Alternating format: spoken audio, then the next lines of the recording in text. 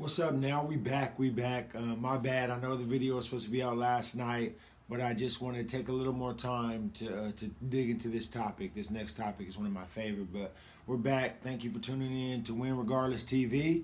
It's your host, Mr. Win Regardless. I want to sit up today because I want to show my attire. Shout out to Morehouse. Um, I'm a Morehouse alum, so just shout out to Morehouse, man, Atlanta, Georgia. Anyways, let's get right to it. First of all, thanks again for all the support, for all the messages, for everybody reaching out, letting me know new content.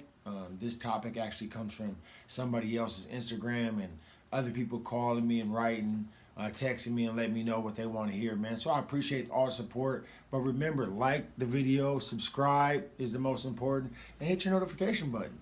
If you do all that, you won't have to get all the text messages, and we can keep this content going, get this stuff out to anybody you know that may have a youth athlete, and don't hesitate to give it to somebody with younger kids. This stuff starts so early. I'm telling you, a friend of mine hit me yesterday and said her son is only 9. Does she have to worry about the reclassing and those kind of things? And I said, yeah, especially in this environment, again, with the COVID stuff. College players stay back, high school players stay back. It's just a trickle down effect. So with the COVID, it's a really big issue. So just anything you want to know, reach out to me, hit me in the comments, and I'll try to get back to you. Any questions, any concerns you have, make sure to reach out to me again.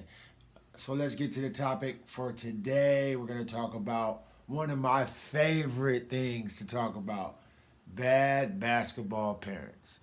Yeah, bad basketball parents. And I get this information off of it came from me seeing something on Instagram. Let me read a letter that I read off Instagram. Dad, I wish you didn't come to my practices. You make me very nervous because you get mad whenever I make a mistake. I know you play basketball, so you should know that people make mistakes in practice. And it doesn't help when you're telling me what to do from the bleachers. It distracts me. You are not my coach. That's tough. That's tough to hear, but it's necessary in this environment. Even me, this is a topic that I have to talk about because even myself, I've been, I'm the kind of dad that coaches from the sideline, that tell his player what to do. But I'm a little different because I do coach almost every kid. I'm just a guy who coaches even the opponents. I sometimes give credit or criticism, but for my own kid, I know that I've done this on myself and yelled or got upset or assumed he should have did something that he didn't do and tried to correct him from my corner of the gym when the coach was trying to do the same thing, and now he's distracted paying attention to me and not the coach. If you want to coach your kid, get on the sideline and do it. I don't recommend that either because it gets tough. You end up not having a father-son or mother-son relationship. You end up having a coach-player relationship, and we don't want that. You should give your kids life lessons during sports because I'm going to tell you right now, sports are one of the best ways to teach young youth life lessons. Work hard, teamwork, accountability.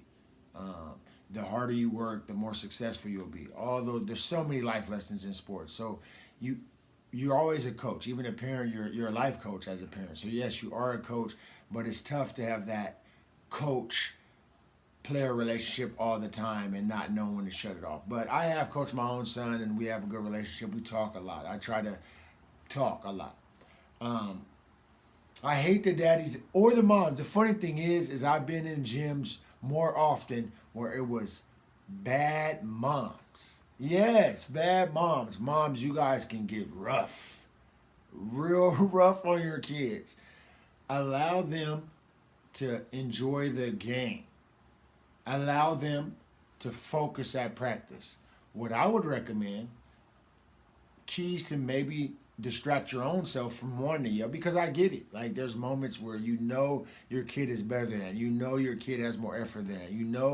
Your kid has a better attitude than that. We understand those things. Actually, if your kid is having a bad attitude or doing something that it's time for a parent to check them outside of the game, like being a bully or being obnoxious or crying, like whining about things, then for sure, parent, step in and be a parent. If your kid is being disrespectful in the gym, step in and be a parent. But if your kid is making mistakes as a player, allow the coach that you brought your kid, your player to, son or daughter, to coach your player, right? Why not? Especially if your kid expresses themselves like the kid did in the letter. It's really important to let them grow and be kids. Let them enjoy and have fun. The game is supposed to be fun. It's a game. It's supposed to be fun. So let your kid have fun. If you can't do it, maybe stay outside the gym.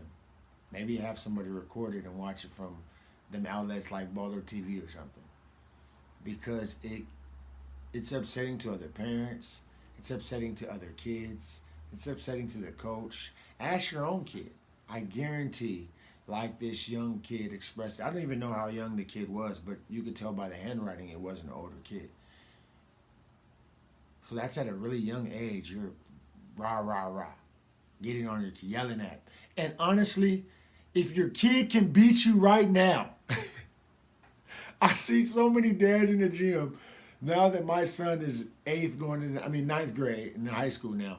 I know so many dads that literally can't beat their kid, but have the nerve to yell at. If your kid can beat you, definitely shut up. Don't say nothing. You have no right. If your kid can beat you.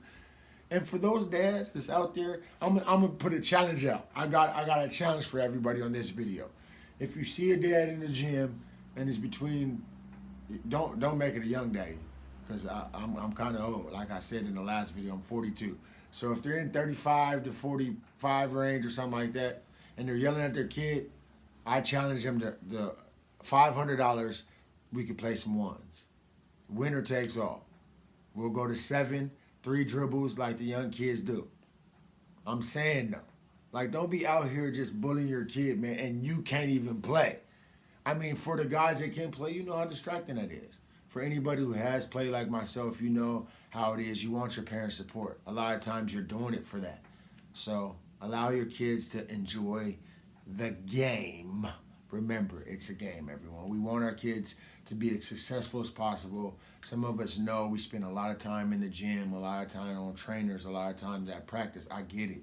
I understand. Trust me, I do. I live in the gym. Trust me, I do. And you want those kids to be the best versions of themselves. I get that. But sometimes us yelling and those things are distracting those kids. Oh yeah, and about recording the game. If you record the game, then you can go over it constructively, and both you guys can learn together.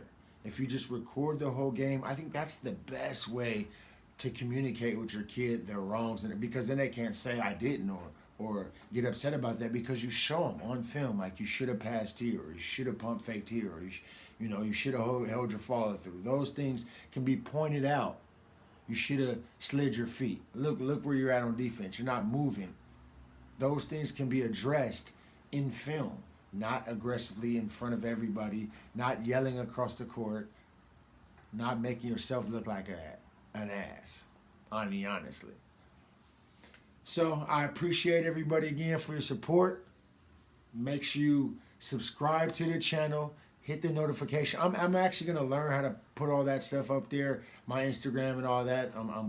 I'm learning. I'm new to this. Like we talked about the background. I actually got somebody who might come design my background, change it up some. People have asked, am I gonna do a podcast? Let's get this going.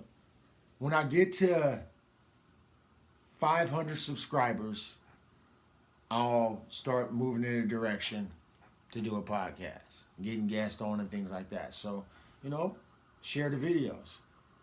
Get my subscriptions up. Make sure you subscribe. Make sure you hit the notification button.